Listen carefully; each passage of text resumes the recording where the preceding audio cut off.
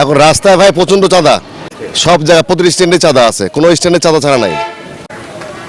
Rangpur terminal, হ্যাঁ Rangpur terminal আছে, modern আছে, এতে মোটামুটি 2200 টাকা চলে যায় মডার্ন দিয়ে।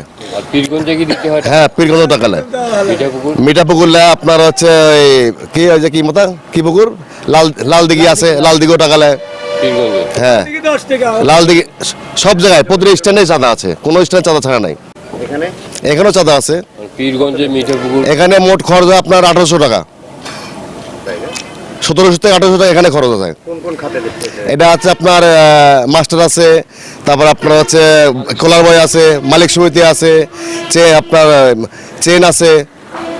আপনারা এই টাকাটা কাকে দেন? এরা সব এখানকার লোকজন নেয়।